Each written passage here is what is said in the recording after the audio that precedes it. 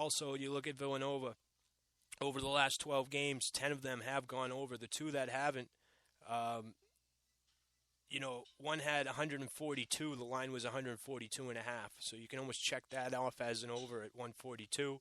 And then the Seton Hall game. The Seton Hall game didn't cover by 3 points. So other than that, all 14 of them have gone over the total. We have a client play in this game, neither on the side nor the total. So if that helps you, good luck. Either way, that's that. Duke, Oregon. Obviously, you guys know Duke. I mean, Oregon is my team. They're my squad. They're my Ducks. We got them at 100 to 1. I pleaded with all of you to take that bet at 100 to 1. I hope a lot of you are on it with me. We have yet to hedge that 100 to 1. And today, a short line at -3 against a Duke team that comes strolling in, winning a few games, but, okay, and this is a big but when you talk about this Duke team. We know how short their bench is, right? Against the Yale team, you talk about the last 10 minutes of the game against Yale and the last 10 minutes of the game against UNC Wilmington, they only scored a combined 32 points in those two games. So obviously pace of play and tired legs got to them. They need to stay out of foul trouble against an Oregon team that will do nothing but attack the basket. They will try to run them out of the building. Oregon's a solid team. I said it from the start when the brackets came out. I thought their toughest game to get to the Final Four could be the St. Joe's game, and sure enough, that was a pretty damn tough game. They blew out Holy Cross, obviously. Them playing pretty good offense. Defense pretty damn good, too. Keeping opponents under 42% shooting in 5 of the last 6 games, and those are against pretty good teams: St. Joe's, Utah, Arizona, Washington, UCLA. USC. So, something to think about there. In the end, I think Oregon should get them. I'm not on the side of Oregon in this play, but I'm just saying it's something that they should hopefully get to. Duke's probably going to try to keep it into the half court, but I really worry about foul trouble in this game for Duke. Oregon will attack, and we'll see what happens there. But anyway, what's up, everybody? I'm flying through this. I need to take a breath for a second here. Hold on.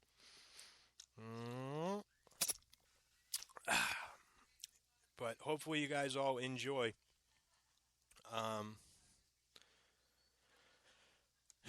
Jeez, I can't breathe. So anyway, that's that. The other game here. Let me pull something up here on Twitter first. Anyway, let's just get to the other game. I don't have time to check the Twitter thing. Texas A&M against Oklahoma. Texas A&M coming off basically a loss, okay, to that Northern Iowa. Probability of doing what they did was 30,000 to 1. They pull it off. Miraculous fashion, down, 10 with 30 seconds left. The good thing for them, actually, is the fact that they basically lost and they're still in the tournament, right? A lot of teams wish this was a double elimination tournament. It was nice that they get some time off before having to play another game, get their emotions under control, get everything under control. Very good offensive rebounding team, solid defensive team, and tough-minded group. They lost those 5 straight in the SEC, but they kept plugging away. They figured out how to win again. Billy Kennedy, has a long and athletic wings with House and Jones. Anchor inside with Davis, add in 2 point guards with Collins and Caruso, and they're a solid team, man. Solid team. Very good perimeter defense. And what do you need against this Oklahoma team? You need solid perimeter defense. But we all know Buddy Hield can get a shot off whenever and wherever on the court that he wants. And he's been banging them in, Should be stuff. Great backcourt with Isaiah Cousins and Woodward, and we talk about Buddy Hield, the senior, doing what he can, improved every single year, Very important in the long run. Down the stretch, if this game's close, obviously I would put my money towards the Sooners in this one. But looking at the line, and this is very important because you look at it, and I know it's come down a little bit, right? But depending on the books you're looking at, and by the way, if you add up every single ticket on the NBA tonight, they don't add up to one single Each game has been bet more than all of the NBA combined. Most books have over 80% of the money on Oklahoma. This line went from 1 to 3. However, if you look over the last 6 years, there's been 12 situations where a team has had 80% of the money on them. Right, their record against the spread is 1-11 in those games. All right, doesn't work out too good. The books clean up. Believe me, they clean up. Most recently, it was actually the Oklahoma game against who the hell did they play? Northridge or whatever. Northridge backdoor covered them on that one. I like A&M. I had them moving forward anyway. It's not a client play for me or anything, but I do like A&M in this one. I actually played them at +3. Got them at the 3, but I like them to advance here. I think, getting a second life is important, and I think eventually the Oklahoma shooting will run out. New building, new sight lines, and immediately they're going to have to shoot the lights out here in order to win this game because the defense, they're going to be bringing it. They'll be bringing it there. But I like Texas A&M in that one, and that will do it for those ones. So that's that. Jeremy, I agree with you. A&M is going to beat Oklahoma. I like that one. I didn't like it enough to send it as client play, but I did like it. I will say. I guess got to do a quick little check-in on baseball because we did have a tie score going on there in Arizona. What do we got here? Top of the 7th, Arizona up 9-5. That's a beautiful thing for me and the clients as we bumped up our bet sizes from a half-unit play to a unit play yesterday. We started off 2-0 and started off 1-0 today. Hopefully this will make 2-0. Colorado still down 2, bottom of the 7th, no outs. Maybe this will be the inning they can kick it in gear as they have 5 fucking errors on the day. One thing in spring that you can't cap, you get 5 unearned runs and you're down 8-6. You don't deserve to win. But hey, what can you do? It's spring. It's baseball. Can't win every game. All you can do is put the money on the right side. Wow, this 17th hole. I'll wait till I talk to Kurt, but this 17th hole has been doing people in today. Unbelievable. Really, it's been out of control if you've been watching this. Very exciting stuff, though. If you've been watching the golf at all, really exciting stuff. Usually regular tournaments, it's just everyone, there's a leaderboard, everyone plays 2 rounds and there's a cut, and then everyone plays 2 more rounds. This one a little different. It's a tournament style, 64 person group play to start. You go 1-on-1 for 18 holes. You win a hole, you're up 1. You win 2 holes, you're up 2. Back and forth. And then after 18, you're either win, loss, or you tie. And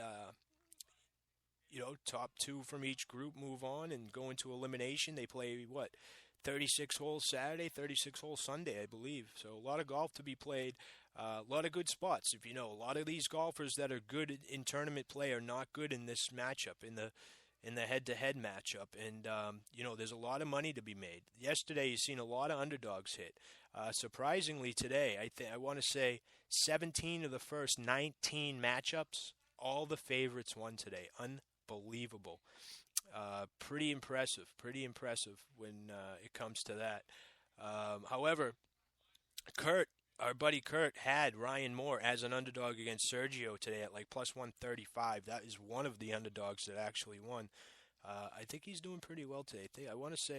I think he had Kopeka as a free play, but I know he sent me 5 plays. I want to say they're 4-1 or 3-2. He did pretty good. I know he had Bill Haas. He won. I think we lost the Willett one. I'll let him tell you. But either way, pretty exciting stuff. Kuchar down 1. That's not good. I got a parlay going here with Kuch and Fowler's all square. Okay, so we'll get him to call in. But quick with the golf, Tiger Woods sucked at match play. He did suck at match play. The funny thing is, though, he won this one 3 out of 5 years. But for the most part, he did suck. But there was a few times where he actually won this World Championship of Golf. Hockey, real quick. We'll run through hockey here right before he calls. New Jersey, Pittsburgh. I'll tell you this. Pittsburgh's on fire. Minus 270 is way too much for this matchup, however. A lot of trends towards the over. You look at this matchup over the last 9, 10 times they played.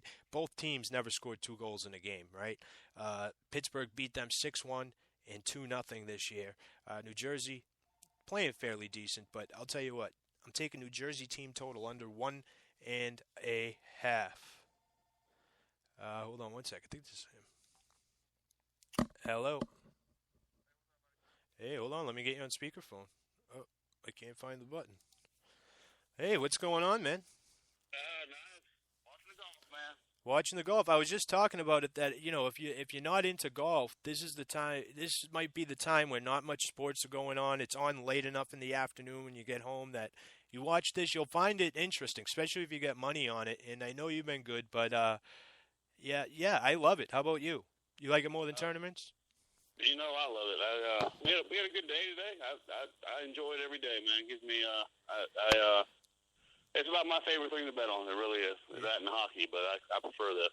Yeah, I hear you. And obviously match play. I was just going to bring up, if you've been watching, this 17th hole has been a killer for these guys in this round. I don't know what it is. A little par 3? Yeah, everyone's hitting it left out of bounds.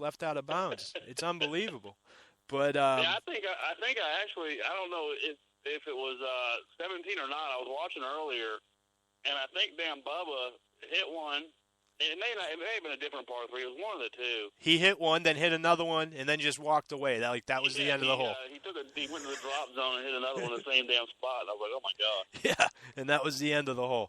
But, yeah, so I know, you've been having a good one. I know, obviously, that a lot of golfers, and I've noticed it's more of the Europeans, they do better in this situation than a lot of the Americans, and just some really good world-class top 10 golfers just struggle, while you see some of these other young kids that maybe because of college play where they play a lot of match play, the younger kids seem to thrive in this, and of course Cooch has always been clutch in here, but have you noticed that as well? Yeah, it's a lot of it is experience, You may get a couple of young guys that don't know no better, but a lot of these guys play on these Ryder Cup teams, President Cup. They play on these Cup teams, and I think I listened to one. I think it was Patrick Reed last night, talking about it, and he's like, it's not as intense as, in the Ryder Cup. It's basically USA versus the world, and it's kind of heated.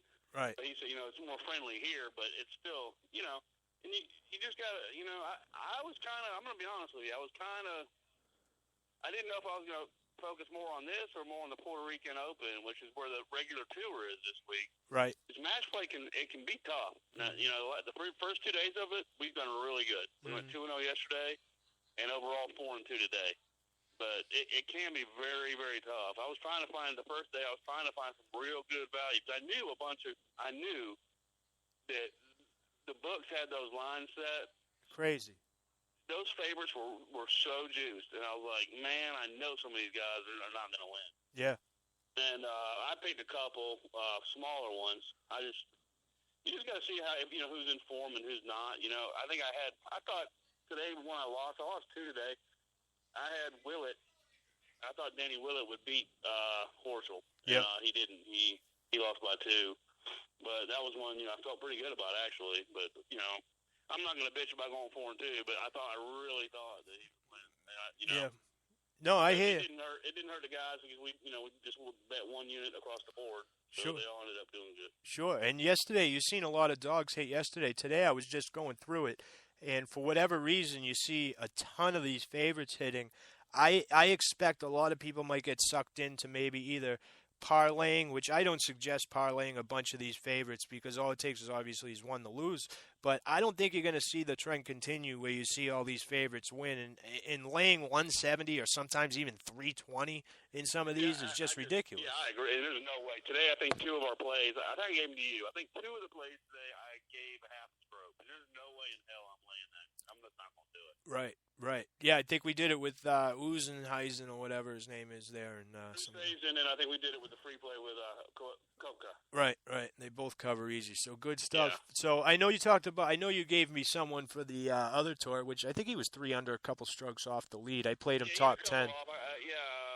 Jonathan Vegas. He generally plays all right down there. I didn't have the time, man, to really look into that one. It's this is, and the guys I do have, my clients, this and the other, they're